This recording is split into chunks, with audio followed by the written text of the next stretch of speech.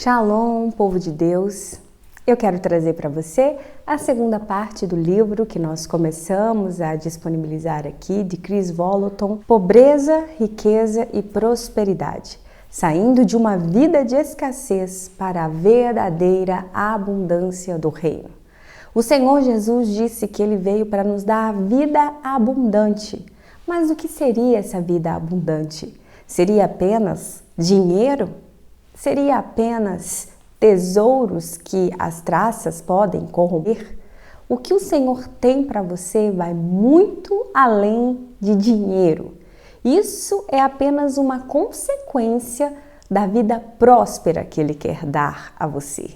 Eu espero que ao ouvir mais esta parte deste livro, você possa ser inspirado pelos testemunhos do pastor Chris Vallotton, que você possa ser direcionado pelo Espírito Santo a viver, a desfrutar ainda em vida do reino de Deus. Que você possa ser um propagador da prosperidade do reino dele nessa terra. O Senhor tem grandes bênçãos para os seus filhos. Ele diz em sua palavra que ele tem prazer na prosperidade dos seus servos. Mas o que seria essa prosperidade? Que você possa se atentar às preciosidades que serão ditas aqui neste livro. E se o Senhor falar com você, se você gostar, compartilhe com outras pessoas, deixe aqui o seu like, se inscreva no canal e que o Senhor possa continuar prosperando você e todas as obras de suas mãos, em nome de Jesus. Capítulo 5. Um legado de prosperidade. Em 12 de maio de 1780, John Adams, o segundo presidente dos Estados Unidos da América, escreveu uma carta para sua amada esposa, Abigail, que irá marcá-lo para sempre como um dos maiores visionários de todos os tempos. Ele disse: "Preciso estudar política e guerra para que meus filhos tenham a liberdade de estudar matemática e filosofia.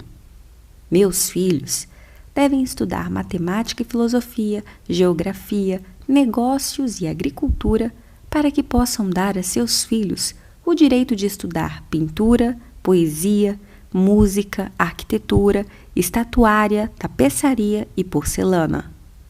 O entendimento de John Adams sobre como legados deveriam evoluir não é apenas inteligente, é também profundo.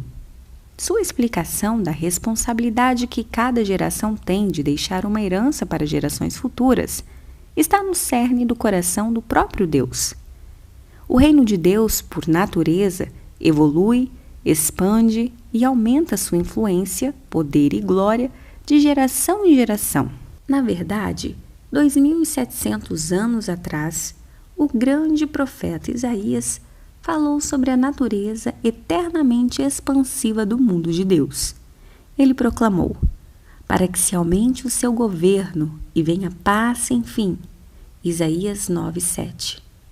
As palavras de Jesus reafirmavam essa noção quando ele disse: em verdade vos digo, que aquele que crê em mim fará também as obras que eu faço, e outras maiores fará, porque eu vou para junto do Pai." João 14:12. Esta geração. O objetivo de unir as gerações é que a próxima abrace os valores fundamentais das anteriores e construa a partir delas. Essa geração do século XXI é a mais criativa, inovadora e inventiva que já passou por este planeta. Eles vão curar o câncer, extinguir a pobreza e criar uma comunidade global que abraça e perpetua a paz. Ou falharão completamente. Permita-me expor minhas expectativas com uma história pessoal. O Natal sempre foi o feriado mais celebrado na nossa família. Não tínhamos muito dinheiro quando nossos filhos estavam crescendo, mas sempre fizemos o máximo para garantir que cada um dos nossos filhos tivesse ao menos um grande presente debaixo da árvore. Agora temos 8 netos e nossa situação financeira melhorou substancialmente. Meus livros e minhas palestras por todo o mundo enriqueceram nossa família consideravelmente. E com isso podemos bancar praticamente tudo que nossos netos desejam. Isso levou a algumas dinâmicas de família interessantes nos últimos 10 anos.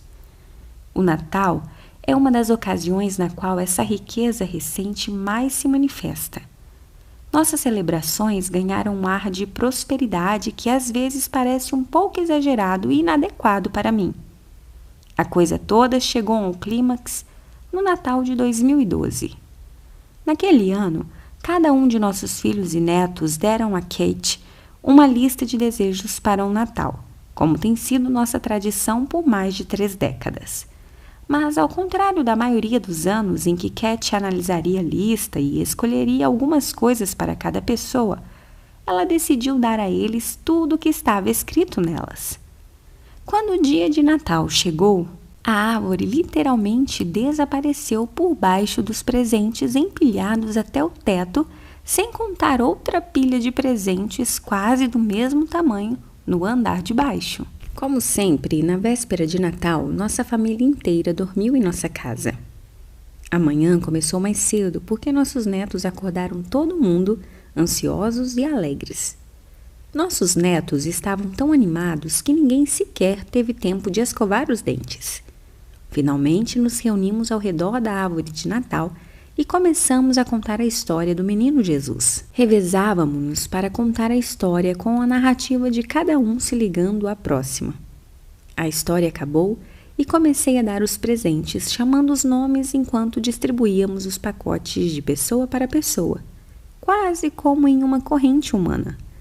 Levou aproximadamente 2 horas para que papéis de embrulho cobrissem cada espaço vazio do chão. De repente, um gemido se destacou entre as nossas risadas. A sala estranhamente ficou silenciosa. Notei que minha filha sussurrava uma forte correção para um dos filhos dela.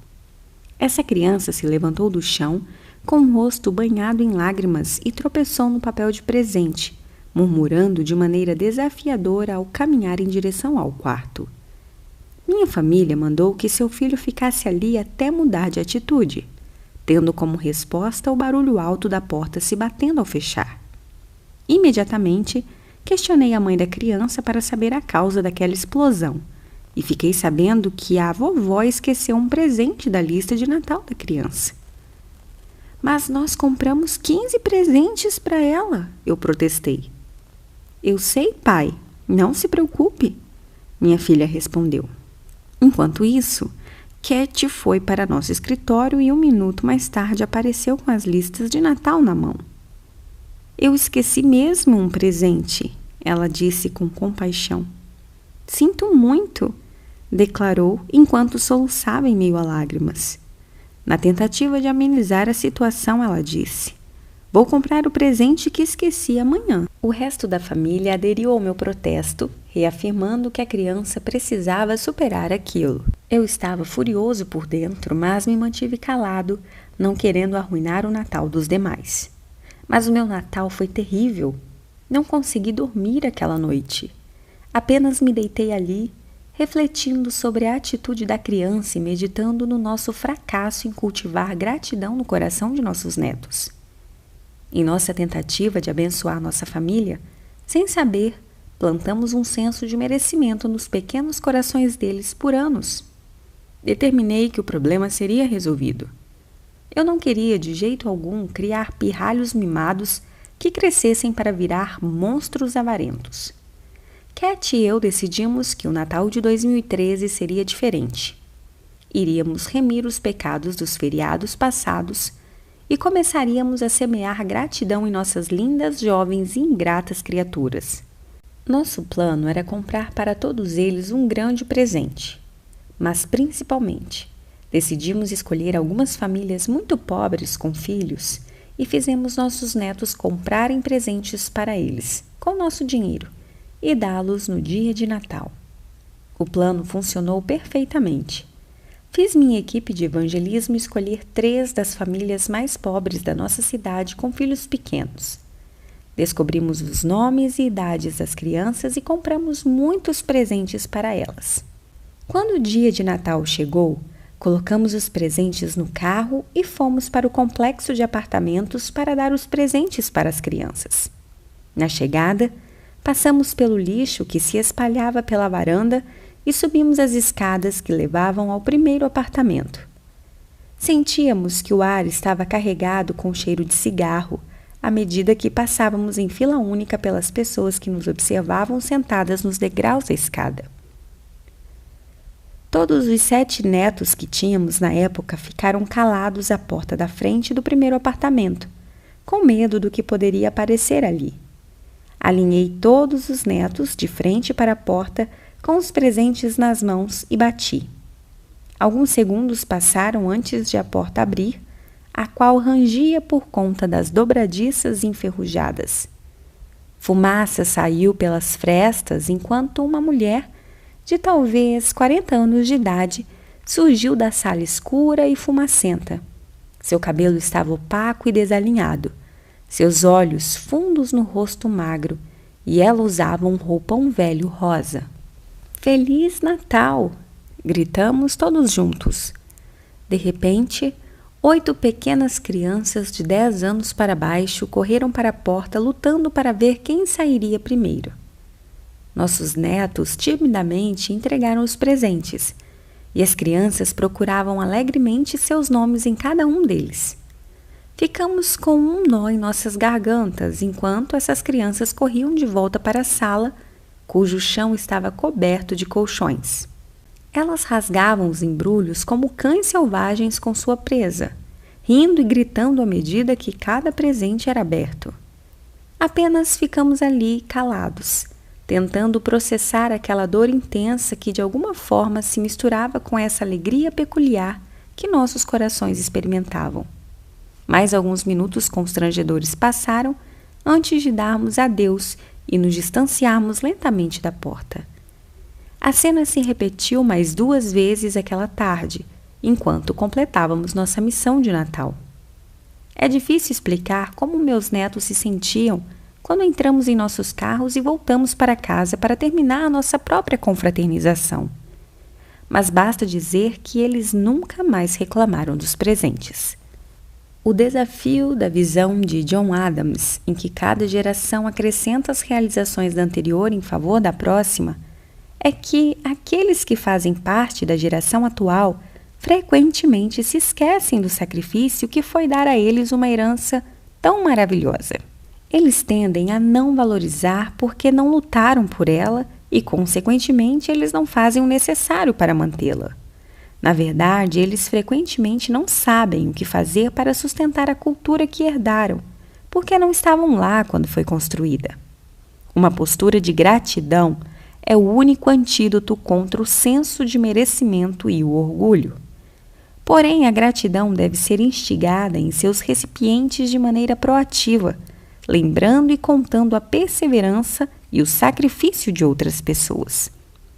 No momento em que perdemos de vista os esforços históricos dos nossos antepassados, começamos a entrar na fossa do modo de pensar de um privilegiado, e a herança se transforma em senso de merecimento. A geração da recompensa imediata. Um dos piores efeitos colaterais do senso de merecimento é a cultura de recompensa imediata que ela inspira. A ideia de que deveríamos ter o que queremos quando queremos, independentemente das circunstâncias. Essa mentalidade de recompensa imediata é expressa por centenas de formas em nossa sociedade. Cartões de crédito e hipotecas de 30 anos são apenas 2 exemplos. É claro, não estou dizendo que essas coisas por si só são malignas ou ruins. Estou simplesmente apontando que elas são expressões de uma cultura de pessoas que querem agora, não importando se elas podem bancar ou não. Pense nisto. Cartões de crédito foram criados há uns 50 anos apenas. Isso significa que nossos bisavós precisavam ter dinheiro para comprar coisas. Eu sei que parece ridículo para nós hoje, mas é verdade. Um dos desafios da cultura da recompensa imediata é que ela pode acabar com a motivação que temos de perseverar em tempos difíceis, buscando em vez disso satisfazer nossos desejos porque podemos simplesmente exigi-los. De forma gradual, mas constante, a perseverança está se tornando uma arte rara, compartilhada por poucos e transmitida a ninguém.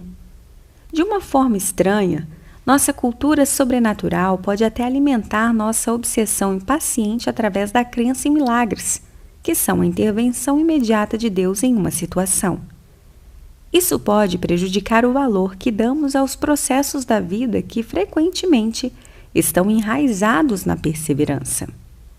A verdade é que Deus frequentemente leva um longo tempo para agir dessa maneira.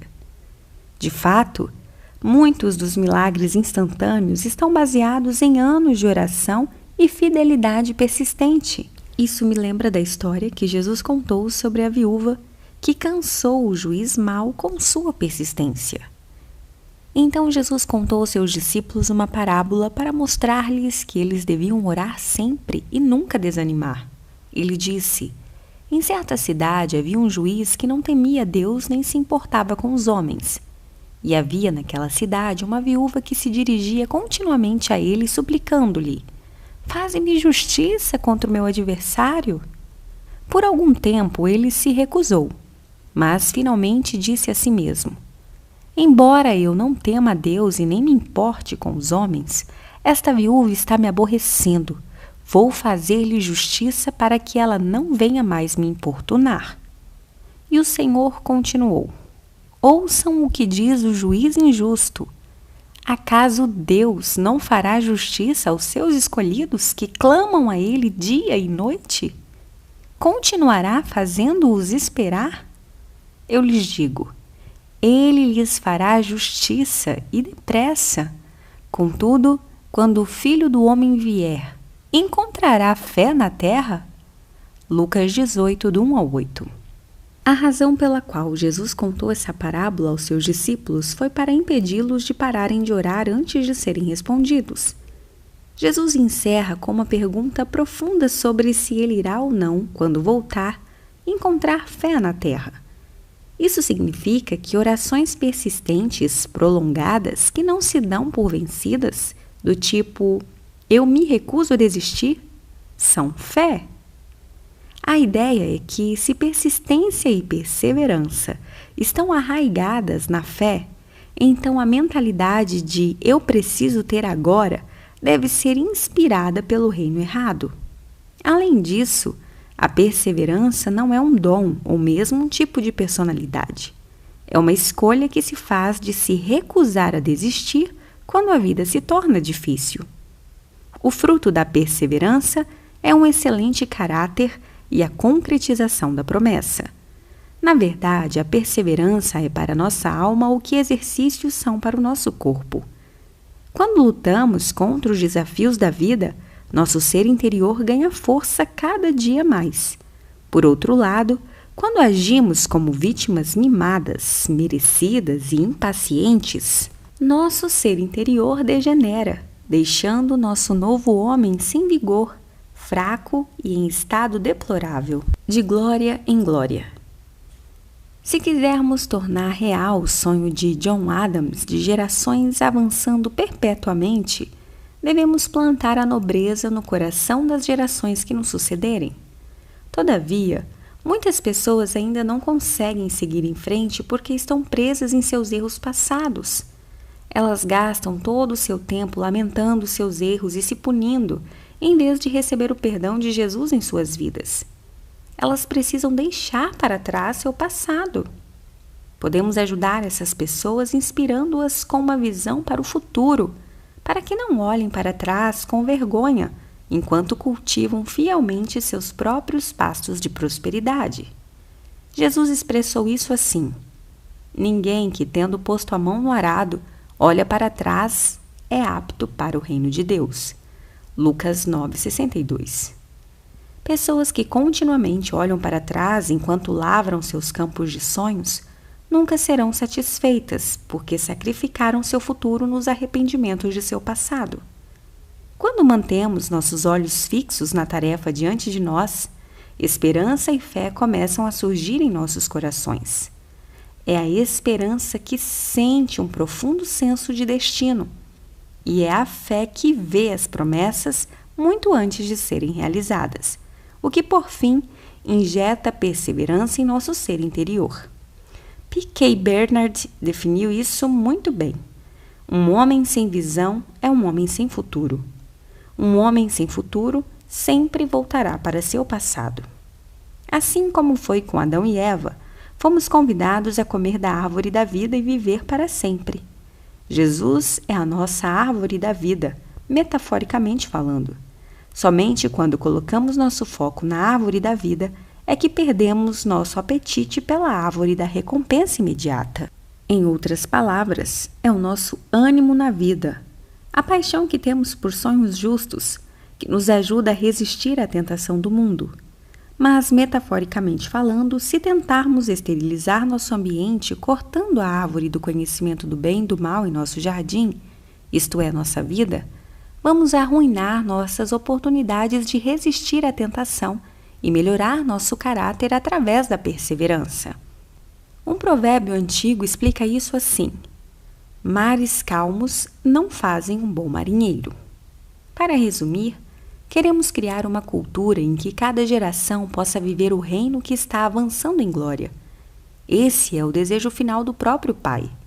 No entanto, para viver com sucesso em abundância crescente ao nosso redor, precisamos aumentar nossa capacidade de recebermos uma glória maior. Do contrário, assim como meus netos, cujos corações começaram a ser infectados pelo espírito do senso de merecimento, podemos cair no mesmo fosso.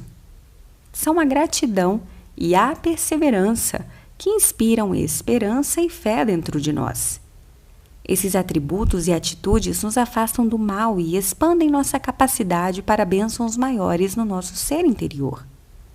Quero desafiar você, portanto, a resistir à tentação do caminho fácil. Em vez disso, vá pela estrada da perseverança, que se tornará o caminho para o seu palácio. Esse é o processo de nobreza que nos prepara para abraçarmos nossa identidade real e cumprirmos nosso destino divino. Capítulo 6. O dinheiro não é uma medida de espiritualidade, exceto quando é. Uma das heresias mais destrutivas do século XX foi aquilo que alguns teólogos chamam de teologia da prosperidade. Essa teologia estava enraizada na ideia de que a espiritualidade era medida pela manifestação exterior de bens ou riquezas de alguém. Muitos cristãos bem-intencionados acreditaram completamente nesse ensinamento, o que criou uma enorme pressão social para parecer que eram prósperos. Roupas de grife, carros chiques, casas caras e até jatos privados eram manifestações comuns da teologia da prosperidade. Entretanto, a maior parte delas era um castelo de cartas financiado por um débito imenso e perpetuado por um jogo de fumaça e espelhos com muita aparência, orgulho e vaidade, arrogância e egoísmo. A piada recorrente era: ele foi para o trabalho com uma Mercedes de $75 mil e voltou em um Mercedes de $750 mil. Em outras palavras, a pessoa comprava um carro caro para impressionar os outros, mas não conseguia sequer pagá-lo. Consequentemente, acabava tendo que voltar de ônibus depois de terem tomado o carro.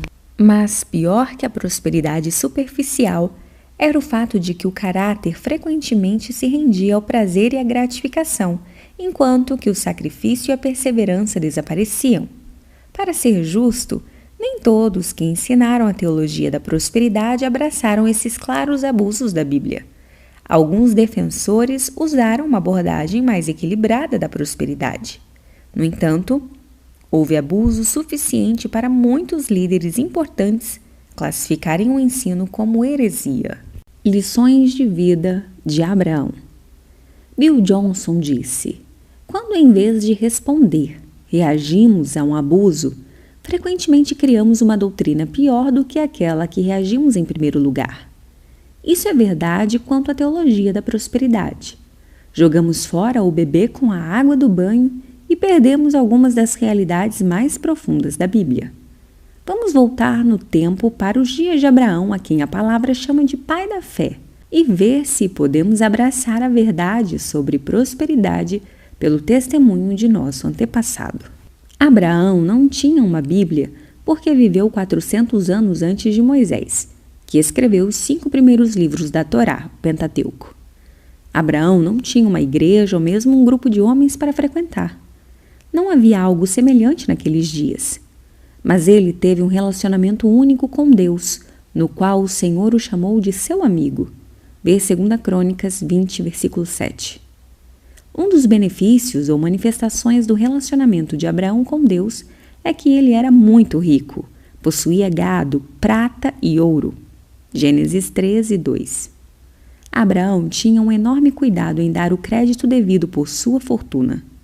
Quando derrotou reis em guerra, como mencionamos no capítulo 4, e resgatou Sodoma junto com Ló e a família desse, o rei de Sodoma ficou tão grato que tentou dar a Abraão todas as riquezas da cidade. Mas ele disse: levanto a mão ao Senhor, o Deus Altíssimo, o que possui os céus e a terra, e juro que nada tomarei de tudo que te pertence, nem um fio, nem uma correia de sandália, para que não digas: eu enriqueci a Abraão. Gênesis 14, do 22 ao 23. Estou apontando aqui que não somente Abraão era rico, mas ele também atribuía sua prosperidade apenas a Deus. Em outras palavras, Deus o fez rico. Ponto. Caso encerrado. Não há outra maneira de enxergar a prosperidade de Abraão. Na verdade, Abraão não era apenas rico, ele tinha uma esposa incrível chamada Sara. Ela era tão bonita que, mesmo com 90 anos, quando ela e Abraão viajavam por vários países, os reis ouviam falar da beleza dela e tentavam sequestrá-la a fim de casar-se com ela. Oh, não! Isso já está começando a parecer com a teologia da prosperidade. Mas continue lendo, porque isso tem uma essência completamente diferente. Prosperidade é um caso de família. Abraão e Sara tinham um filho chamado Isaque. E apesar de esse nunca ter sido chamado de amigo de Deus, ele também era próspero. A Bíblia explica isso assim: semeou Isaque naquela terra, e no mesmo ano recolheu 100 por 1, porque o Senhor o abençoava. Enriqueceu-se o homem, prosperou, ficou riquíssimo. Possuía ovelhas e bois e grande número de servos, de maneira que os filisteus lhe tinham inveja. Gênesis 26, do 12 ao 14. Assim como seu pai, Isaque também tinha uma esposa incrível. Rebeca era tão bonita que ela também foi sequestrada por um rei. Veja só o estilo de vida dos ricos e famosos. Abraão e sua enorme família tinham uma história digna de novela, exceto o fato de que todos amavam a Deus. Deus os prosperou, mas as pessoas ao redor deles ficavam com inveja e, consequentemente, os odiavam. As coisas não mudam mesmo. Vamos avançar mais 20 anos. Isaque e Rebeca tiveram gêmeos. Esaú, que era o mais velho por alguns minutos, e Jacó. Através de uma elaborada conspiração entre Rebeca e seu filho Jacó, o pai dos gêmeos abençoou esse em vez de Esaú, o que liberou certo tipo de prosperidade sobrenatural no jovem rapaz. Algum tempo mais tarde, Jacó se apaixonou por uma mulher chamada Raquel, que conheceu próximo a um poço. Ele trabalhou para o pai dela, Labão, por 7 anos como dote. Mas na noite de lua de mel, Labão levou Lia, a irmã mais velha de Raquel, para o aposento nupcial, e Jacó acabou consumando o casamento com Lia, em vez de com Raquel. Labão atribuiu 7 anos de trabalho de Jacó a Lia, e depois exigiu mais 7 anos a Jacó para pagar o dote por Raquel. Ver Gênesis 29, do 1 ao 30. Eu sei, simplesmente não dá para inventar essas coisas. Mas espere, a história fica ainda mais maluca. Deus estava com Jacó, e tudo o que ele fazia prosperava. Jacó finalmente se cansou dos enganos de Labão e tentou ir embora. Mas Labão sabia que Jacó gerava uma fortuna para ele, e então fez um acordo com Jacó que aparentemente era justo. No entanto, esse acordo se transformou na queda de Labão. O contrato dava a Jacó o direito de possuir todos os cordeiros e cabras malhados, e para Labão dava todo o rebanho sem manchas. É aí que a história começa a parecer de outro mundo. Jacó foi para o poço perto do qual todos os cordeiros e cabras acasalavam, e enquanto os animais mais fortes acasalavam, ele colocou galhos marcados diante deles. Consequentemente, todos os cordeiros e cabras fortes nasciam malhados, enquanto que os fracos nasciam sem manchas e, portanto, pertenciam a Labão. Com o passar dos anos, o Senhor transferiu a riqueza de Labão para Jacó, até que esse ficasse extremamente rico. Ver Gênesis 30, do 25 ao 43. Depois de 20 anos, Jacó deixou a casa de seu sogro junto com suas 2 esposas e todo o seu rebanho. Em sua jornada, ele teve um encontro com um anjo em um lugar chamado Jaboque. Nessa ocasião, o anjo mudou o nome de Jacó, que significa enganador em hebraico, para Israel, que significa um príncipe com Deus. Ver Gênesis capítulos 32 e 33. Jacó teve 12 filhos através de suas 2 esposas, Lia e Raquel, e de suas 2 concubinas. Deus abençoou tanto Jacó e Israel que ele se tornou pai de uma nação. O que você acharia de se tornar tão próspero, favorecido e poderoso que se gerasse sua própria nação? De um caso de família a uma unção nacional. A unção para a prosperidade que começou com Abraão e que mais tarde passou para Isaque e Jacó se espalhou por toda a nação de Israel. Vamos avançar mais alguns séculos, dessa vez para os dias de Moisés. Deus falou através de Moisés e disse para o povo: Antes te lembrarás do Senhor teu Deus, porque é Ele o que te dá forças para adquirires riquezas, para confirmar a sua aliança que sob juramento prometeu a teus pais, como hoje se vê. Deuteronômio 8:18. Uau! Há 2 coisas que me impressionam nessa passagem. Primeiro, Deus deu ao seu povo a força para adquirir riquezas. Em outras palavras, prosperidade é mais do que investimentos financeiros sábios. É uma força magnética, um poder de atração, por assim dizer, que atrai a riqueza para o nosso redor. Quando Deus unge uma pessoa, ou nesse caso, uma nação inteira, com o poder de gerar prosperidade, isso cria uma cultura invisível, mas ainda assim real, na qual pessoas sentem enorme alegria em dar para os que são ungidos, mesmo que frequentemente sequer saibam o porquê. Esse tipo de unção vai além da razão e da lógica. Sua influência geralmente atrai mais o coração, espírito, do que a cabeça. Com frequência, pessoas sentem uma necessidade intensa de doar para pessoas com essa unção. Todos nós nos sentimos levados a doar para uma pessoa em extrema necessidade, um sem-teto ou uma criança faminta, por exemplo. Situações como essas despertam em nós a compaixão de atendermos uma necessidade urgente. Outras vezes, alguém compartilha um objetivo tão fascinante que somos inspirados a contribuir para ver esse ideal realizado. Nesses casos, podemos relacionar nossas contribuições a algo lógico, explicável e natural.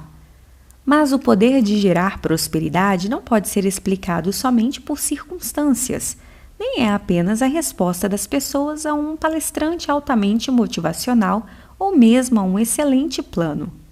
É, na verdade, um poder espiritual dado pelo nosso Criador, o que exige uma resposta divina da própria criação para cumprir seu decreto celestial. Além disso, o poder de gerar prosperidade não afeta apenas a generosidade dos outros, afeta também a própria criação. Pense em como Isaque semeou a terra e colheu 100 vezes mais. A terra, a criação em si, foi levada pelo raio de atração de prosperidade de Deus a render o que tinha de melhor a Isaque. O que estou dizendo é que os elementos da natureza são de alguma forma convocados a responder a essa atração sobrenatural. E para por aí. Esse poder de gerar prosperidade também afeta de maneira sobrenatural condições e situações financeiras criadas pelo homem, como o mercado de ações, negócios e volume de vendas. Muitas das pessoas a quem Deus ungiu para gerar prosperidade têm mentes financeiras extraordinárias, mas a mera frequência do sucesso delas é estranha e incompreensível. Elas frequentemente prosperam, mesmo contra as circunstâncias. A segunda parte de Deuteronômio 8:18, que acho impressionante, é o propósito por trás do poder de gerar prosperidade. Deus disse que o objetivo é que ele possa confirmar a sua aliança que, sob juramento, prometeu a teus pais, como hoje se vê. Nesse caso, a prosperidade é de fato um sinal da bênção de Deus na vida de uma pessoa ou na vida de uma cidade ou nação. É aqui que a teologia da prosperidade se torna arriscada, porque a maioria de nós quer acreditar que prosperidade não tem coisa alguma a ver com espiritualidade. Mas, de acordo com Moisés, às vezes a prosperidade tem tudo a ver com o nosso relacionamento com Deus. Na verdade, algumas pessoas são prósperas porque conhecem a Deus. Peço perdão. Eu sei como é difícil ouvir isso, especialmente se você está falido e ama Jesus fielmente. Mas isso é 100% verdade. Antes de surtar, vamos ter certeza de que você entende o que estou e o que não estou dizendo. Não estou dizendo que pessoas ricas necessariamente conhecem a Deus. Nem estou sugerindo que Deus dá a elas a prosperidade que têm. Também não estou insinuando que Deus não abençoa pessoas pobres. Porém, enquanto se tenta navegar nesses dois extremos, estou dizendo que há uma terceira opção. Deus frequentemente abençoa certas pessoas com o poder de gerar prosperidade. E a prosperidade delas é, portanto, um sinal do relacionamento que tem com Ele, inspirados pelos ricos e famosos. A vida do rei Salomão é a história mais profunda já contada sobre o poder extraordinário de Deus de fazer uma pessoa rica para além da compreensão. A história começou logo depois de o rei Davi morrer e Salomão se tornar rei em seu lugar. Salomão foi ao centro de adoração em Gibeão, onde ficava a tenda do encontro, e adorou a Deus sem medir esforços. O cara literalmente sacrificou 1000 ovelhas a Deus em um dia.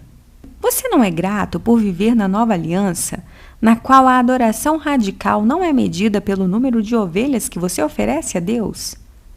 Quando Salomão foi para casa aquela noite, Deus apareceu para ele e disse: "Peça-me o que quiser e eu lhe darei." Vê 2 Crônicas 1, do 1 ao 7. Veja o pedido de Salomão e a resposta de Deus. Salomão respondeu: "Tu foste muito bondoso para com meu pai Davi e me fizeste rei em seu lugar. Agora, Senhor Deus, que se confirme a tua promessa a meu pai Davi, pois me fizeste rei sobre um povo tão numeroso quanto o pó da terra. Dá-me sabedoria e conhecimento para que eu possa liderar esta nação, pois quem pode governar este teu grande povo?"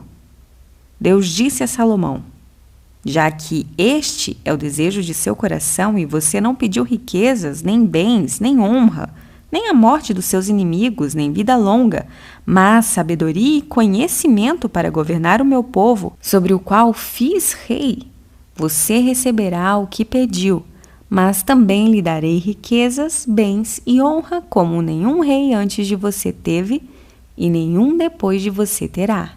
2 Crônicas 1, do 8 ao 12. A Bíblia continua dizendo: "O rei tornou tão comuns a prata e o ouro em Jerusalém quanto as pedras, e o cedro tão numeroso quanto as figueiras bravas da Cifelá." 2 Crônicas 1,15. Imagine como uma pessoa precisaria ser próspera para fazer prata e ouro tão comuns quanto pedras. Mas o ponto aqui é que Deus fez Salomão inexplicavelmente rico.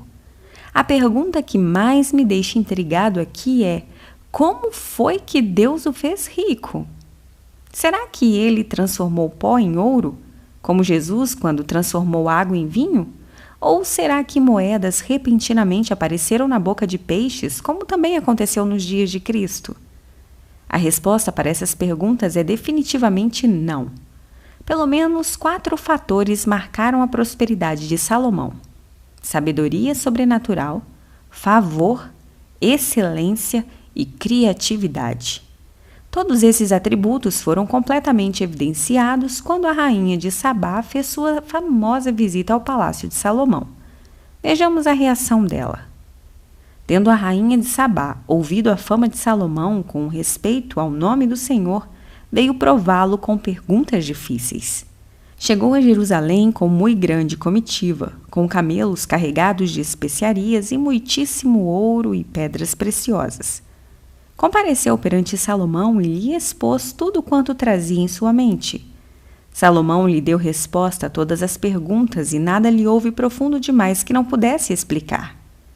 Vendo, pois, a rainha de Sabá toda a sabedoria de Salomão, e a casa que edificara, e a comida da sua mesa, e o lugar dos seus oficiais, e o serviço dos seus criados, e os trajes deles, e seus copeiros, e o holocausto que oferecia na casa do Senhor, ficou como fora de si, e disse ao rei: Foi verdade a palavra que a teu respeito ouvi na minha terra, e a respeito da tua sabedoria.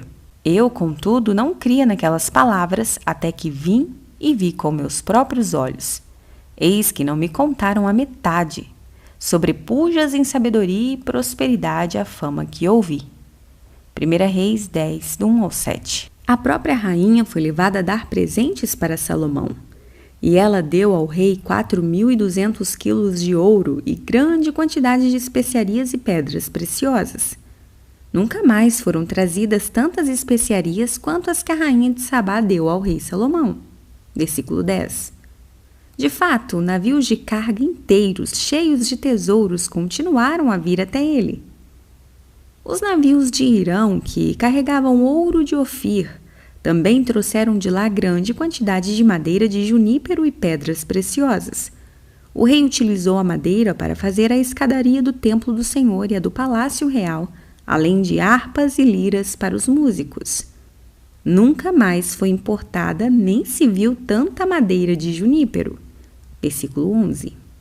Salomão também recebia 25 toneladas de ouro em tributo anualmente, acima e além dos impostos e do lucro que obteve com comerciantes e muitos reis e governadores. Ele fez 200 escudos de ouro batido, tinha uma superfície de ouro sobre seu imenso trono de marfim e toda a sua louça era de ouro puro. Mas o ouro não era o único tesouro dele. Ele tinha uma frota de navios e também importou carros e carruagens do Egito e os exportou para todos os reis dos hititas e dos arameus. Ver 1 Reis 10, do 14 ao 29 e 2 Crônicas 1, do 14 ao 17. O propósito da prosperidade. É impossível ler a Bíblia com a mente aberta e não perceber o fato de que a bênção do Senhor enriquece e, com ela, ele não traz desgosto. Provérbios 10, 22. Mas algumas pessoas argumentariam que essa é uma revelação do Antigo Testamento, que não se aplica aos cristãos do Novo Testamento. Você acredita mesmo que uma aliança inferior possui benefícios superiores? Sério? Essa tese pode parecer espiritual, mas é contrária à própria palavra de Deus. O escritor do livro de Hebreus explica isso assim: Agora, com efeito, obteve Jesus ministério tanto mais excelente quanto é ele também mediador de superior aliança, instituída com base em superiores promessas. Hebreus 8:6. Deus disse que a nova aliança é superior. É uma aliança melhor, que fornece promessas melhores. Por que não abraçar a promessa de Deus e sair do deserto, da terra do apenas o suficiente, para a terra prometida, a terra onde manam leite e mel, a terra do mais que o suficiente? Por que não rejeitar a mentalidade de pobreza, possuir uma franquia com Deus e abraçar a visão dele para o seu futuro fantástico? Orações poderosas. Uma vez, depois da meia-noite, em março de 2016, Cat e eu estávamos na cama conversando sobre nossa família. 17 anos antes, o Senhor nos instruiu para deixarmos nosso ministério e construirmos um legado. Em outras palavras, eu precisava parar com um ministério que não tinha gerações futuras em mente. Deus nos lembrou: o homem de bem deixa herança aos filhos de seus filhos. Provérbios 13, 22. Na época não tínhamos muito dinheiro, mas decidimos abrir uma poupança para cada um dos nossos 7 netos. Agora temos 8. E colocar $50 em suas contas por mês. Enquanto deitávamos ali, conversando à noite, nós recordávamos nosso propósito divino de impactar as gerações que viriam depois de nós. Queríamos fazer nossa parte para construir uma base de prosperidade para impulsionar cada membro de nossa família para o seu propósito divino. Então, antes de nos prepararmos para dormir, eu disse para Cat: não seria ótimo se Deus pagasse nossa casa para que pudéssemos fazer mais por nossa família? Já estávamos pagando o valor dobrado das parcelas há 2 anos, a fim de quitar nossa casa antes do planejado. Ela concordou. Então demos as mãos e fizemos uma oração simples para que Deus quitasse nossa casa. 6 semanas depois, Cat e eu estávamos palestrando em uma conferência na região do sul da Califórnia. Depois da minha última palestra, desci do palco para ministrar a algumas pessoas que foram à frente para receberem oração. Aproximadamente 30 pessoas se alinharam diante de mim e ministrei a cada uma individualmente. Mais ou menos 1 hora depois, finalmente, olhei para cima e percebi que havia apenas mais um rapaz na fileira. Acenei para que ele se aproximasse e perguntei pelo que ele gostaria que eu orasse. Eu não vim aqui pedir oração, ele respondeu. Eu vim aqui pagar sua casa. Talvez eu tenha agido um pouco surpreso, porque ele olhou para mim e continuou. Você não acha que eu tenho dinheiro, não é? Não faço ideia, respondi, tentando entender o motivo dele. Ele tirou do bolso da calça um pedaço grande de papel e apontou para ele. Veja, eu tenho um contrato de um barco de $600 mil que vou comprar esta semana. Veja, ele insistiu, eu tenho dinheiro. Eu devo muito dinheiro pela minha casa, respondi incredulamente. Você não deve mais de $3 milhões, ou deve? Porque eu tenho 3 milhões no banco, ele desafiou. Não, eu devo cerca de 500 mil, respondi timidamente. Ah, isso é muito menos do que eu achava que você devia. Então eu já economizei bastante dinheiro. Ouça, se você quer pagar minha casa, preciso que você vá conversar com seu pastor, contar a ele o que você quer fazer. Se ele achar que é uma boa ideia, então podemos conversar sobre isso, aconselhei. Eu já conversei com Deus. Ele disse que eu deveria pagar sua casa. Quero fazer o que ele me pediu, ele declarou. Bem, é a minha casa e eu não me sinto confortável com você fazendo isso, a não ser que você tenha a opinião de outra pessoa sobre essa palavra que você tem do Senhor, eu disse. Temendo que aquele cara dominasse a conversa, acrescentei. Além disso, se você pagar minha casa, não quero ter uma dívida com você pelo resto da minha vida. Cris, eu só quero fazer o que Deus pediu para eu fazer e depois vou comprar um barco para mim. Esse é o meu único motivo, ele me assegurou. Ele me mandou mensagens diversas vezes nos 2 dias seguintes, insistindo que eu deixasse quitar a minha casa. No 4º dia, Cat e eu finalmente concordamos em dar a ele os dados de nossa conta bancária. No dia seguinte, ele pagou nossa casa por completo, $466 mil. 3 dias mais tarde, ele me enviou uma foto de um belo barco. A mensagem dizia: Deus disse que agora que paguei sua casa, poderia comprar o barco que eu quisesse. Então eu arranjei um muito melhor do que eu pretendia comprar da primeira vez. Esse rapaz incrível mudou a história da minha família com sua generosidade. Gosto da forma como ele resumiu. Eu matei seu gigante para você.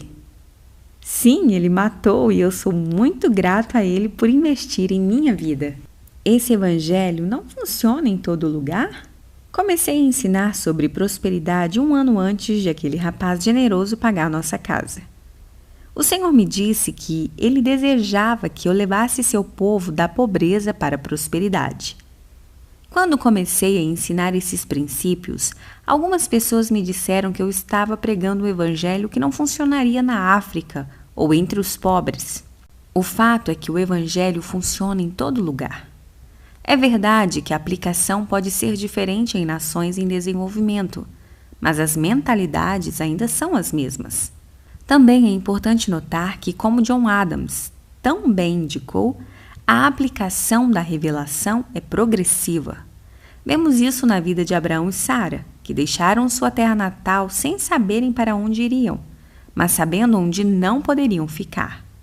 Eles eram literalmente peregrinos errantes e pobres quando saíram para a sua jornada. Mas, como falei antes, Deus os abençoou e eles prosperaram. Cada geração depois de Abraão cresceu em riqueza e prosperidade até o neto dele, Jacó, Israel, se tornar de fato uma grande nação. A progressão da prosperidade continuou nas gerações seguintes, chegando ao seu auge com os reis Davi e Salomão. A prosperidade de Abraão não se comparava com a de Salomão, mas, novamente, a prosperidade é primeiro uma questão da alma, enquanto que manifestações da prosperidade estão relacionadas à cultura de cada um. Simplificando, prosperidade em uma vila no Quênia será diferente de prosperidade na área da Baía de São Francisco, na Califórnia. Apesar de a unção ser a mesma, a aplicação será com frequência bastante diferente. Trabalhei com pessoas extremamente pobres da África por 17 anos. Atualmente faço parte de 3 orfanatos, 2 em Moçambique e 1 no Quênia. Também criamos 12 escolas ministeriais em 8 países africanos. A África é o continente mais rico do mundo quanto a recursos naturais e o mais pobre quanto a condições de vida. Posso dizer a você, em primeira mão, que o problema principal da África não é dinheiro, são mentalidades. As pessoas que mais precisam desse ensino sobre prosperidade não são os europeus ou os norte-americanos de classe média, são os pobres no mundo. Estamos ensinando esses princípios em nossas escolas na África porque esse é o Evangelho, e o Evangelho se refere a todos, em todos os lugares. E quanto a você, exatamente onde está? Quero que minha vida mostre para todos que tudo é possível. Quero que pessoas que visitam nossa casa pensem: tudo pode acontecer. Não contei a história sobre nossa casa para me gabar, mas para dar a você esperança. O testemunho de Jesus é o espírito da profecia. Apocalipse 19:10. Se Deus fez isso por nós, então Ele fará para você também. Capítulo 7. A mentalidade das pessoas prósperas. Elon Musk estava em uma rodovia de Los Angeles em meio a um grande engarrafamento, frustrado com essa enorme perda de tempo. Enquanto refletia acerca de sua situação, ele começou a sonhar com formas de resolver o dilema do transporte que tem atormentado os californianos do Sul já há muito tempo. Ele começou a imaginar um labirinto de túneis construídos em vários níveis abaixo da cidade de Los Angeles, o que conectaria as pessoas aos seus destinos finais. Alguns anos depois, enfrentando muita burocracia, invenções quase milagrosas e ao custo estimado de bilhões de dólares, Musk está agora construindo seus primeiros túneis debaixo do estacionamento de sua empresa, a SpaceX. Se tiver sucesso, esse sistema de transporte vai se tornar uma superestrada que literalmente irá colocar nossos carros sobre skates e nos fará andar pela superfície da Terra a aproximadamente 193 km por hora. Que loucura, você diz. Esse é apenas um dos esforços mais insignificantes de Musk. Esse cara quer colonizar Marte. Sim, o planeta Marte, fazendo da humanidade uma espécie multiplanetária até 2040. Sonhador, você fala. Talvez sim, mas ele já inventou e construiu o foguete mais poderoso já criado na história. E, por sinal, o foguete é reutilizável. Elon Musk é rico, mas ele não pensa grande por ser rico. Ele ficou rico porque pensa grande. Musk não acredita em Deus, mas acredita em fazer o impossível. Fico desapontado pelo fato de que os maiores pensadores do mundo frequentemente são ateus ímpios, humanistas, autocentrados e egoístas. Essa é uma acusação clara contra o corpo de Cristo. Fico frustrado em ver que muitas pessoas que se dizem cristãs vivem com uma mentalidade limitada, impotente e finita. Como isso é possível? Como é que pessoas que dizem ter o Criador do universo vivendo dentro delas, a mente de Cristo pensando através delas e o Espírito de Deus influenciando o mundo ao redor delas, podem ter a coragem de pensar pequeno? Proponho que nós, os que creem, não temos a permissão de viver com mentalidades limitadas. Considere as seguintes vantagens distintas de cristãos nascidos de novo. Número 1. Nós somos o templo do Espírito Santo. Consequentemente, o Deus que visionou tudo e gerou a existência dos mundos através da palavra vive dentro de nós. Talvez devêssemos todos usar uma daquelas placas em nosso peito escrito Deus a bordo, apenas para nos lembrarmos da fantástica carga que levamos. Ver 1 Coríntios 6,19. Número 2. Temos acesso ao dom da sabedoria. O dom da sabedoria é um dos 9 dons sobrenaturais do Espírito Santo enumerados no livro de 1 Coríntios. Pense nisso como a sabedoria de Salomão, mas potencializada. Ver 1 Coríntios 12:8. Número 3. Nós temos a mente de Cristo, o que significa que pensamos como Deus. Esse ponto é de outro mundo. Nós somos portadores da mente de Deus. Mas tenho ouvido tantos pregadores interpretarem de forma errada a passagem quanto à mente de Cristo que isso me deixa louco. Eles frequentemente pegam os versículos que nos mostram o que temos em Cristo e os usam para reduzir o que Deus criou para nos inspirar. Vamos examinar os versículos juntos. Entretanto, falamos de sabedoria entre os que já têm maturidade, mas não da sabedoria desta era ou dos poderosos desta era que estão sendo reduzidos a nada.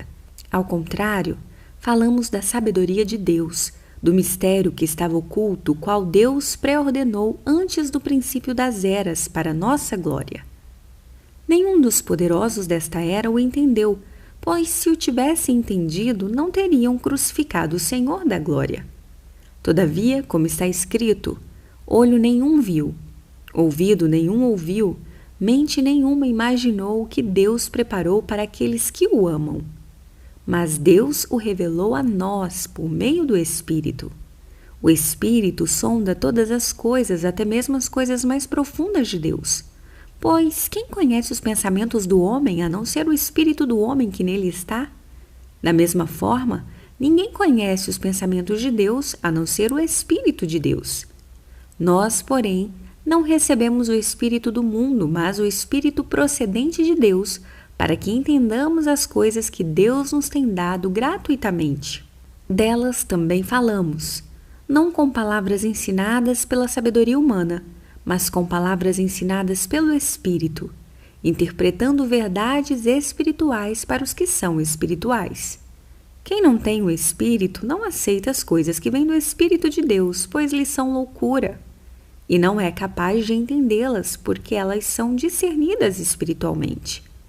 Mas quem é espiritual discerne todas as coisas, e ele mesmo por ninguém é discernido, pois quem conheceu a mente do Senhor para que possa instruí-lo? Nós, porém, temos a mente de Cristo. 1 Coríntios 2, do 6 ao 16, na Nova Versão Internacional. As palavras quem conheceu a mente do Senhor para que possa instruí-lo são declarações feitas por um profeta do Antigo Testamento, que estava se perguntando: quem pode entender o que Deus pensa sobre nós? Lembre-se, as pessoas no Novo Testamento não eram nascidas de novo e não tinham o Espírito Santo vivendo dentro delas. Elas não tinham, portanto, acesso aos pensamentos de Deus. Mas o apóstolo Paulo aponta nesses versículos que o que era um mistério para essas pessoas foi, na verdade, revelado a nós, porque pensamos como Deus. Leia por si mesmo. Nós recebemos o Espírito de Deus, que conhece a mente de Deus. Visto que o mesmo Espírito vive em nós, os que vivemos em Jesus, nós de fato pensamos como Deus. Você deseja saber o que Deus está pensando? O que você está pensando? Quando você está em acordo com Deus, você pensa os pensamentos dele. O profeta do Novo Testamento continuou e disse: Quem conheceu a mente do Senhor? De fato, o apóstolo Paulo respondeu: Nós conhecemos. Nós temos a mente de Cristo. A mente de Cristo é o seu fator-chave, sua arma principal, sua injeção para potencializar sua mente. Mas, para ativar sua vantagem celestial, você precisa perder a mentalidade condescendente, religiosa, legalista, simplista, para que possa iniciar a jornada rumo ao mundo do mistério, dos milagres e da revolução divina. Tornamo-nos pessoas previsíveis, entediantes, sem brilho e sem inspiração. Todavia, nosso fundador é um ativista radical e vanguardista que, em 3 curtos anos, mudou o curso da história humana. Jesus transformou a maneira como o mundo via Deus, o dinheiro, a natureza, a religião e a vida do reino. Número 4. Somos uma nova criatura nascida de novo no reino de Deus. E assim, se alguém está em Cristo, é nova criatura. As coisas antigas já passaram, eis que se fizeram novas. Segundo aos Coríntios 5,17. A palavra novo nessa passagem significa protótipo, algo que nunca foi criado antes. Jesus disse que João Batista é o maior profeta de todo o Novo Testamento, mas explicou que o menor de todos no reino é maior que João. Ler Mateus 11, do 8 ao 11. Considere alguns dos santos que viveram nos tempos do Antigo Testamento. Abraão, Moisés, Elias, Eliseu, Esther, Débora, Davi, Salomão e até Daniel. Daniel é um ótimo exemplo da ideia que estou apontando. Ele era 10 vezes mais sábio que todos os homens sábios da Babilônia. Mas ainda assim somos maiores que Daniel porque somos novas criaturas em Cristo. Somos as primeiras criaturas a viver na terra e no céu simultaneamente. Nossas cabeças não estão nas nuvens. Nossa mente está posicionada nos lugares celestiais. Algumas pessoas podem pensar: esses caras são tão espirituais que não servem para o mundo. Mas a verdade é que, pelo fato de sermos tão espirituais, temos muito a oferecer ao mundo. Número 5. Temos a multiforme sabedoria de Deus.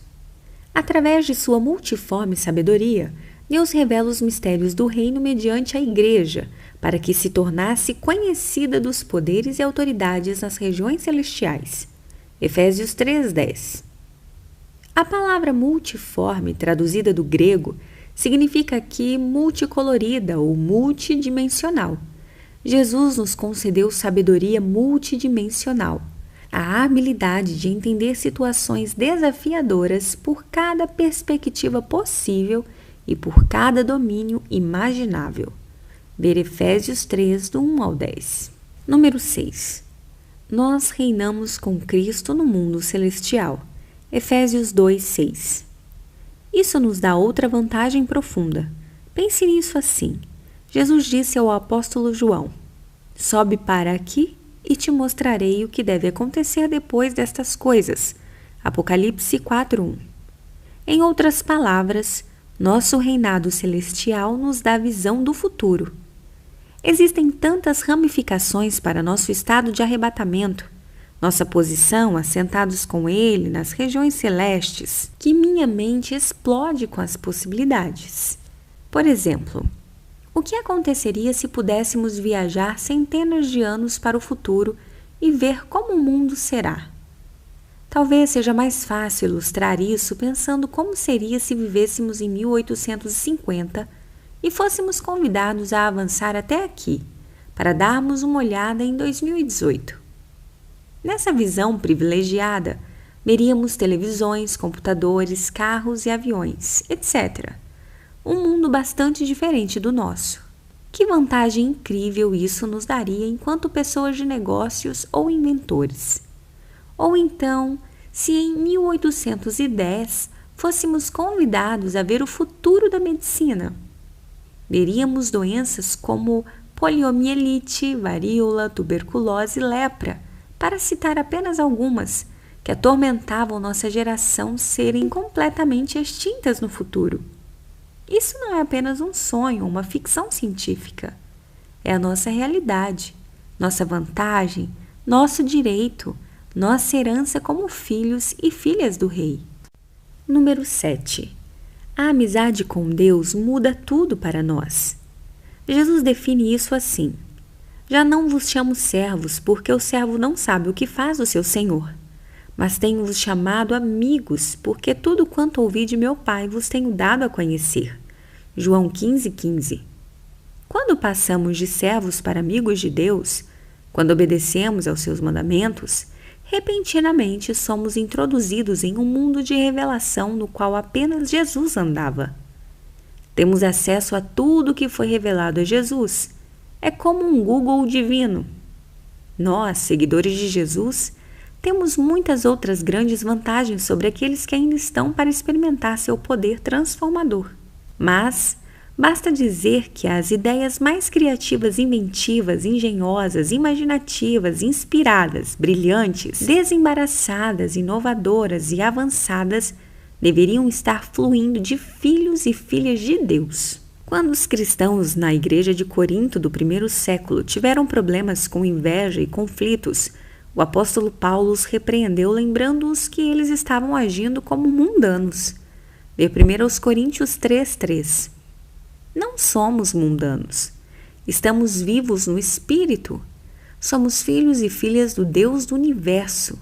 Ele nos concede sabedoria, nos comissiona com poder e nos dá autoridade para fazermos uma profunda diferença no mundo. Já passou do tempo de nos levantarmos e cumprirmos nosso grande chamado em Cristo Jesus e começarmos a pensar como realeza. Continue sedento, meu amigo. Uma das razões principais por que cristãos continuam sendo meros espectadores no jogo da criatividade é que nossas engrenagens cerebrais ficam sujas de complacência. A complacência é para a mente o que o câncer é para o corpo. Ela se infiltra nos corações das pessoas e aplica lentamente uma anestesia até conseguir lançar fora a esperança delas. Considere o exemplo de dois dos maiores varejistas do nosso tempo, Sears e Montgomery Ward. Eles foram as primeiras lojas de departamento na história dos Estados Unidos a disponibilizar seus produtos por meio de catálogos. Ambas as empresas posicionaram estrategicamente seus catálogos por todo o país e os conectaram com centros de distribuição enormes, localizados centralmente, que maximizaram seus inventários gigantescos. Essa estratégia era algo bastante inovador naquela época. Por que essas empresas excelentes e à frente de seu tempo, com milhões de dólares de lucro e descontos massivos de uma multidão de fornecedores, não se tornaram a primeira Amazon ou o primeiro eBay? Por que essas imensas companhias de varejo de primeira linha permitiram que a Amazon e o eBay sequer existissem até ganharem vantagem sobre elas? Enquanto escrevo isso, a Montgomery Ward já faliu e a Sears está quase abrindo falência. A resposta simples é que elas pararam de sonhar e arriscar. Em vez disso, permaneceram na zona da confortável morte lenta. A inovação que marcou essas incríveis companhias um século atrás foi substituída por atitudes complacentes e sem brilho e por uma mentalidade inerte. Quando elas se deram conta, o monstro da Amazon já havia colocado sua cabeça para fora da lagoa e consumido tudo que estava no caminho. A religião costuma incentivar a complacência em nossas vidas. A religião aplica anestesia em nossos cérebros, à medida que lentamente se infiltra em nossas almas como uma goma preta e densa, submergindo as engrenagens de nossa imaginação até que nossa mentalidade inovadora finalmente evapore por completo. Para piorar as coisas, pessoas religiosas frequentemente são as que mais resistem a novas ideias e à mentalidade criativa. Quando os cristãos finalmente se atrevem a deixar o modo batido do pensamento limitado, frequentemente são rotulados como hereges ou líderes de seita. A verdade é que muitos cristãos têm mais fé na habilidade de Satanás de nos enganar do que na habilidade do Espírito Santo de nos levar a toda a verdade, João 16,13. Precisamos admitir que pensar é algo arriscado. Não pensar, no entanto, é morte certa. Um futuro sem esperança. Quando o moderador da conferência TED Talks perguntou a Elon Musk por que ele queria colonizar Marte, Musk respondeu: "Eu quero acordar todas as manhãs com uma esperança para o futuro." Para dar às pessoas um futuro com esperança, esse cara está construindo foguetes para transportar pessoas para elas habitarem um planeta distante. De certa forma, Musk está pregando a nossa mensagem. Recebemos a ordem de pregar o Evangelho, e o Evangelho significa boas notícias. Jesus define assim: "O ladrão vem somente para roubar, matar e destruir. Eu vim para que tenham vida e a tenham em abundância." João 10:10. Considere isto. Quando os filhos de Israel foram escravos por 70 anos na Babilônia, o grande profeta Jeremias profetizou: "Eu é que sei que pensamentos tenho a vosso respeito, diz o Senhor, pensamentos de paz e não de mal, para vos dar o fim que desejais." Jeremias 29:11. Esperança para o futuro é o elemento essencial para se ter uma mentalidade eterna. Em outras palavras, para termos a mentalidade eterna, precisamos acreditar que faz sentido que um futuro exista. Por que alguém perderia tempo pensando em soluções divinas para problemas terrenos se não faz sentido a possibilidade de um futuro existir? É impossível inspirar pessoas a consertarem as cadeiras do convés do Titanic naufragante. Isso pareceria tão inútil para elas. Comento mais sobre esse assunto em meu livro Chuva Pesada. Aqui está um breve trecho do capítulo chamado "É um Mundo Maravilhoso." Em 1967, Louis Armstrong, um afro-americano participante do auge do movimento por direitos civis, rebateu os pessimistas de seu tempo cantando a famosa música What a Wonderful World. Na canção, ele fala sobre árvores verdes e rosas vermelhas também, brotando para mim e para você. E pensou consigo mesmo: mas que mundo maravilhoso! Há 2 anos baixei a música no meu iPod e a escutei pela primeira vez durante um voo rumo a uma conferência. A música desenterrou uma crise em minha alma tão profunda que eu nem sabia que existia. Enquanto a canção tocava, eu me achei em uma batalha que é impossível explicar de forma precisa apenas com palavras, mas vou tentar. Meu coração doía com cada verso, enquanto minha mente entrava em um conflito acalorado consigo mesma. Meu cérebro se tornou um campo de batalha, e várias passagens da Bíblia surgiram como soldados que lutavam uns contra os outros em algo como uma nobre batalha pela verdade. Apertei o repetir sucessivamente em meu iPod, porque senti como se as palavras de Luiz fossem reforços em minha luta pela realidade. À medida que as horas passavam, entendi que um espírito de pressentimento significa sensação de que uma desgraça está para acontecer, tinha de alguma forma se alojado em minha alma e estava definindo minha visão de mundo. Percebi que havia uma espécie de necessidade distorcida em mim de acreditar que as coisas no mundo estavam indo de mal a pior. Chamo isso de síndrome do arrebatamento. Nossa escatologia se tornou nossa criptonita. Em vez de a vinda do Senhor trazer esperança para nós, ela se tornou nosso futuro assombroso. Permita-me ilustrar isso com outro exemplo dos arquivos desse livro, Chuva Pesada. Nasci em 31 de janeiro de 1955, o mesmo ano em que Steve Jobs e Bill Gates nasceram. E Bill Joy, o pai da internet, nasceu em novembro de 1954. Esses homens foram alguns dos principais catalisadores que deram à luz à era digital. Poucas, se houve alguma, das pessoas que inauguraram a era digital eram seguidores de Jesus Cristo. Steve Jobs era budista, Bill Gates é agnóstico, Michael Dell é judeu e eu não tenho certeza quanto a Bill Joy. Você já se perguntou por que não havia um único cristão à frente da era da informação em seu desenvolvimento? Acredito que é porque o movimento Jesus, que largamente abraçou a escatologia dos últimos tempos, surgiu na mesma época. Os jovens cristãos estavam todos esperando pelo grande escape, deixando seus colegas não cristãos seguindo o relógio Kairos da era digital e se tornando os precursores da nova época. Não havia precursores cristãos porque não havia cristãos que pensassem à frente de seu tempo. Fomos todos ensinados a viver para a eternidade, mas parece que ninguém entendeu que também deveríamos viver a partir da eternidade. Uma nota explicativa do autor. O movimento Jesus Movement ou Jesus People Movement começou em 1967 na Califórnia, Estados Unidos, e continuou até aproximadamente 1973. O movimento foi um avivamento focalizado principalmente nos adolescentes e jovens da contracultura norte-americana que surgiu no fim da década de 60. Virando o interruptor. Se vamos abraçar a mentalidade próspera na qual nada é impossível para quem acredita, devemos abandonar uma vida de complacência e abraçar um futuro de esperança.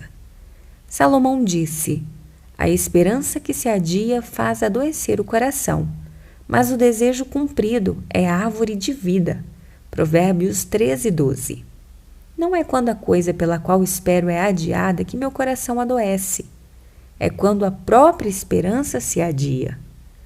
Em outras palavras, quando paro de ter esperança, sou levado para a noite escura da alma. Entretanto, no princípio dos tempos, fomos instruídos por nosso Pai Celestial a comer da árvore da vida no jardim do Éden. O fruto da árvore da vida é o desejo cumprido, não é o anseio adiado. Nos anos de 1960, havia um mote que promovia o uso de LSD entre jovens. Acenda, sintonize e abstraia. A maioria dos cristãos não tomava ácido, mas eles de fato se sintonizavam com Deus e se abstraíam da sociedade. O bordão da minha geração era: o último a sair apaga as luzes. Nós efetivamente temos levado o mundo para um entendimento obscuro e, consequentemente, deixado que o cego guie outro cego. Lucas 6,39. Agora é a hora de levantar e brilhar. Nós somos a luz do mundo, não a luz da igreja. Assim como José nos dias de Faraó, recebemos a ordem de trazer soluções celestiais para situações terrenas. E como José, onde quer que passemos pelo mundo, trazemos conosco a prosperidade do reino do nosso Pai, a vida abundante que sua divina providência fornece, a sua habilidade sobrenatural de fazer o impossível em todas as situações. Capítulo 8. A natureza incrivelmente artística de Deus. Em 1998, morávamos em uma pequena cabana amarela com uma grande varanda coberta. Era um lugar antigo, rodeado por uma cerca de piquete branca. A janela do nosso quarto dava para um jardim que se estendia por toda a lateral da casa. Em uma manhã de sábado de primavera, acordei a tempo de ver o sol levantar sobre o céu no leste, refletindo sobre as nuvens onduladas no céu. Os raios de sol pintavam o céu com listras de tirar o fôlego em vários tons de laranja e vermelho, o que iluminava as nuvens rolantes, fazendo-as brilhar contra o céu azul profundo. Isso criou uma abóboda que tomava o céu em alegria, movendo-se lentamente em uma espécie de ritmo silencioso. As flores do jardim se esticaram até a janela, enchendo toda a moldura com uma exposição viva de flores de formatos infinitos. Núcleos amarelos radiantes rodeados de pétalas roxas muito vivas, espalhadas dentro de um paraíso de infinitas outras flores, movidas suavemente pela brisa da primavera.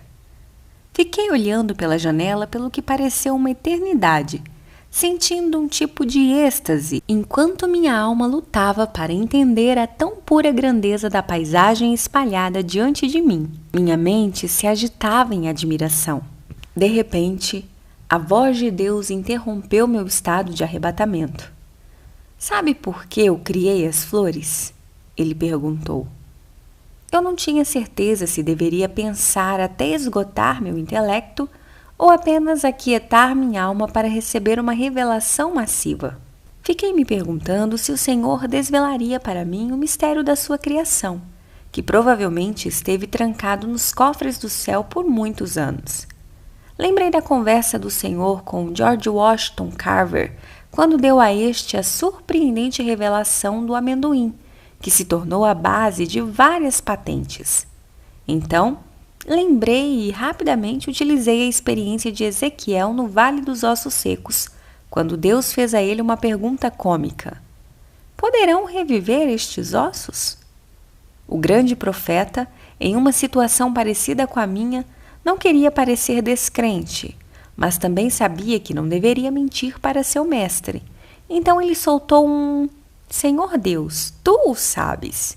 Ezequiel 37:3. Com pressa, decidi apelar para a ignorância e ver o que aconteceria. Então, timidamente disse: não faço ideia. Eu acho que elas são bonitas, Deus respondeu. Fiquei ali pensando: e? Sério? É só isso? O Senhor as acha bonitas? Nenhuma grande revelação?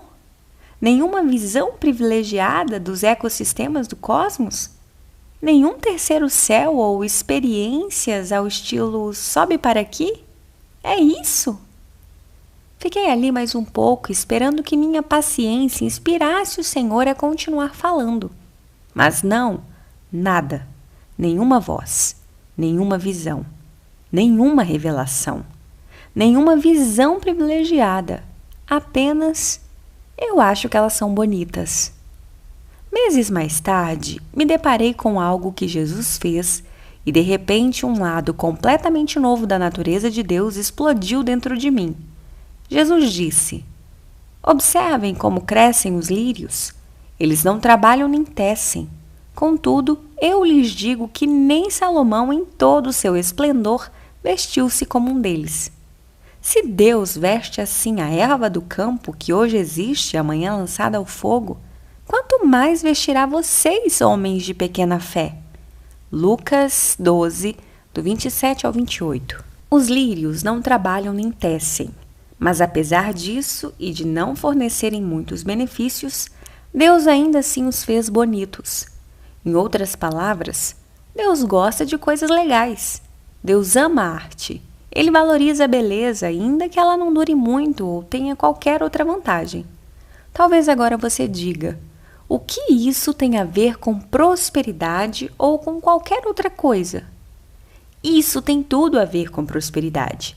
Permita-me levar você em uma breve jornada histórica que realça a incrível revelação da natureza de Deus.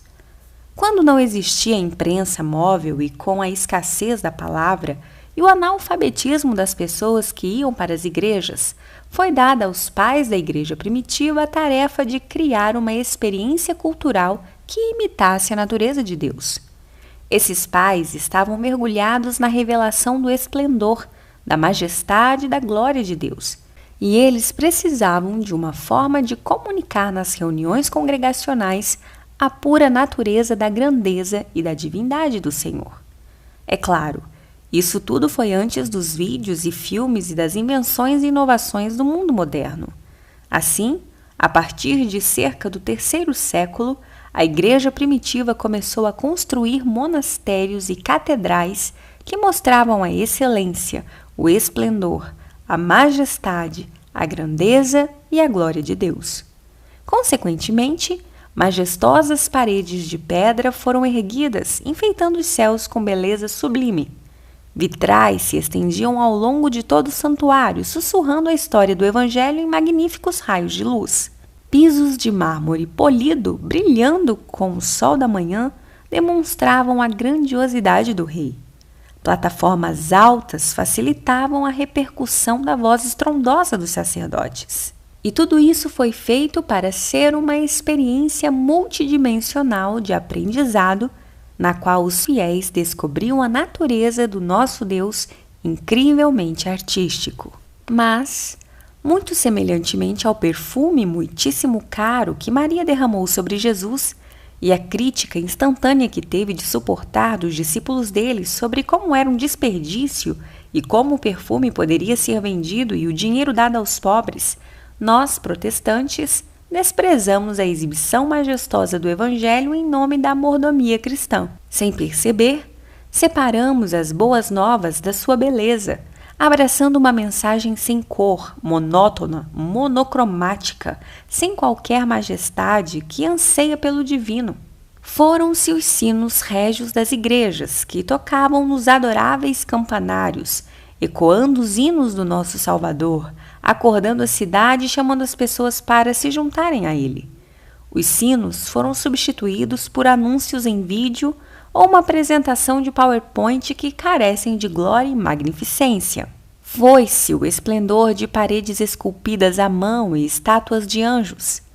Eles foram substituídos por galpões e fachadas de prédios comerciais, como se o céu tivesse ruas de cimento e portas de metal em vez de portões perolados.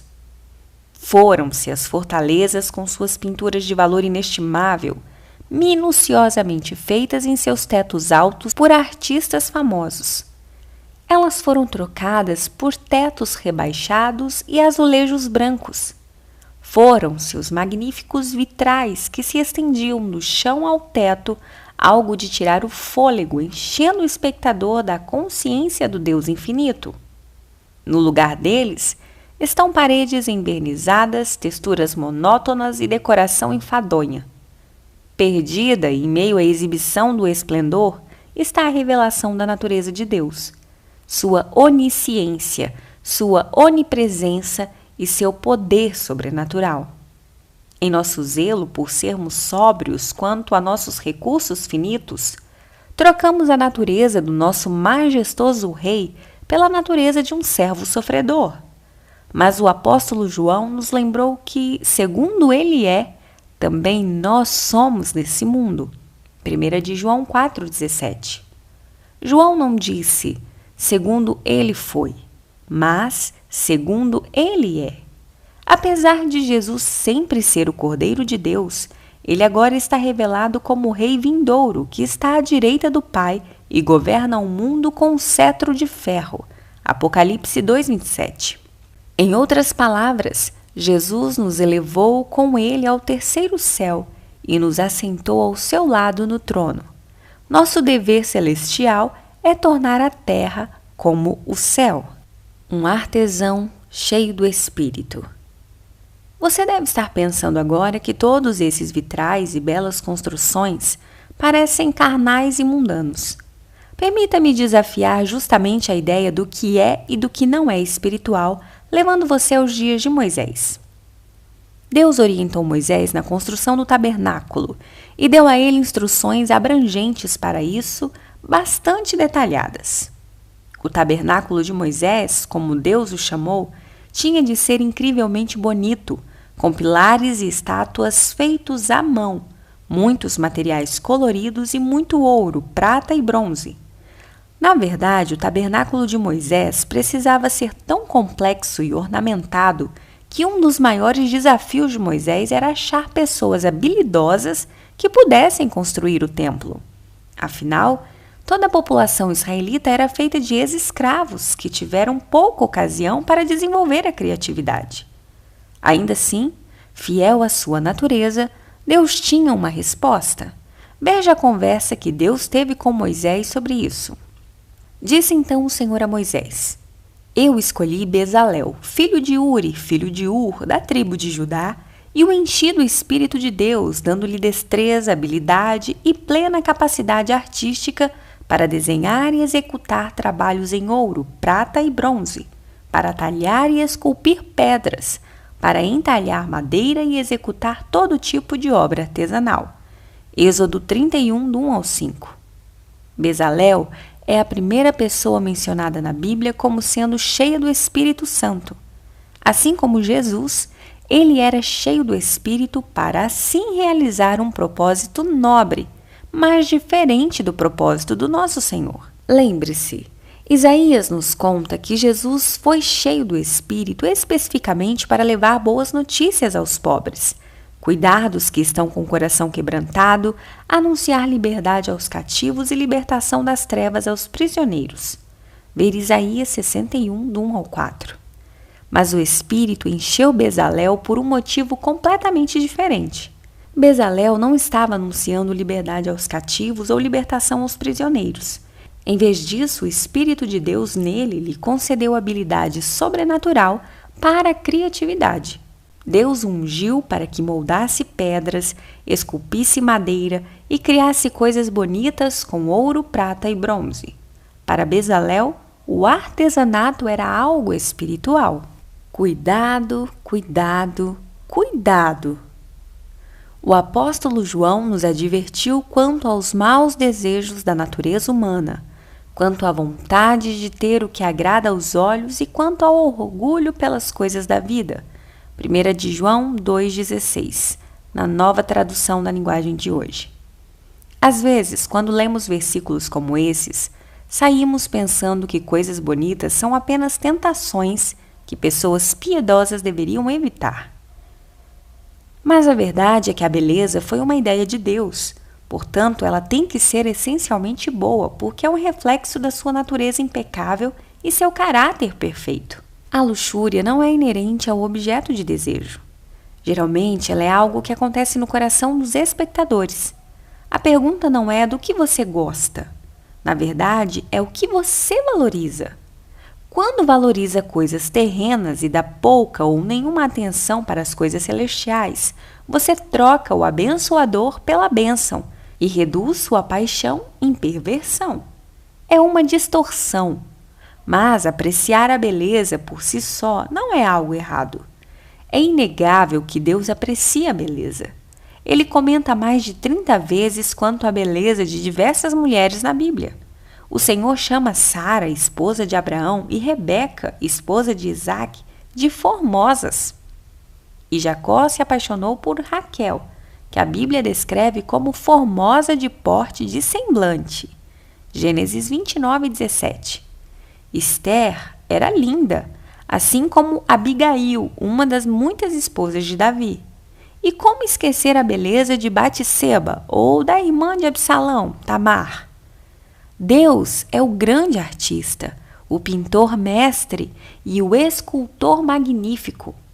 O grande apóstolo Paulo definiu isso muito bem, porque os atributos invisíveis de Deus, assim o seu eterno poder, como também a sua própria divindade, claramente se reconhecem desde o princípio do mundo, sendo percebidos por meio das coisas que foram criadas.